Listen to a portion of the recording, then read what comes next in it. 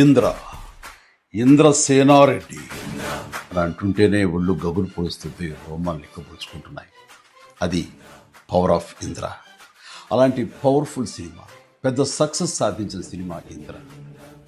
అంతటి ప్రజాదరణ పొందటానికి ప్రధానమైన కారణం ఆ చిత్ర కథ. అలాగే ఆ చిత్రానికి పనిచేసిన ప్రతి ఒక్కరూ ఎంతో ఇష్టంతో కష్టపడి మరెంతో శ్రద్ధాశక్తులతో పనిచేశారు. ముఖ్యంగా మనసు పెట్టి ప్రాణం పోశారు. కాబట్టి ఇప్పటికీ ఇంద్ర గురించి, ఇంద్ర అందించిన ఘన విజయం గురించి, ఆ చిత్రంలోని ఫ్రేమ్ గురించి మాట్లాడుకుంటూనే ఉన్నాం. ఏ సీన్ నుంచి మనం చూడటం మొదలుపెట్టినా సరే చివరి వరకు చూడందే అక్కడి నుంచి మనం కదలేము. అలా ఉంటుంది ఆ కథలోని పట్టు బిగు. నా చిత్రాల్లో అత్యంత సాంకేతిక విలువలు ఉన్న ఉత్తమ కమర్షియల్ చిత్రం ఇంద్ర. అందులో ఎలాంటి డౌట్ లేదు.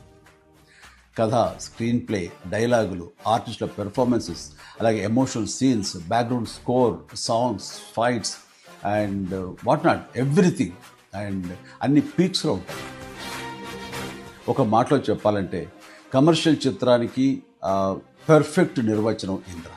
నిర్మాణ విలువలకు ఎంతో పేరొచ్చిందంటే దానికి ప్రధానమైన కారణం వైజయంతి మూవీస్, ఆ సంస్థ అధినేత, నా అభిమాన నిర్మాత అశ్విని దత్ గారు.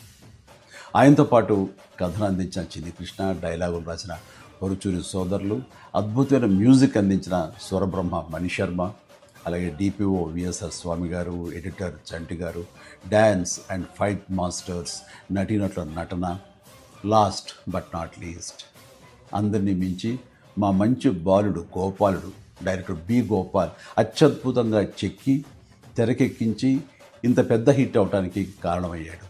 వారందరికీ నా ధన్యవాదాలు. 22 సంవత్సరాల తర్వాత మళ్ళీ ఇప్పుడు రిలీజ్ అవ్వటం నాకు ఎంతో సంతోషంగా ఉంది. జూలై 24, 2002 నాడు ఎలాంటి భావోద్వేగానికి నేను లోనయ్యానో సరిగ్గా ఇప్పుడు అలాగే లోనవుతాను. ఇది వాస్తవం.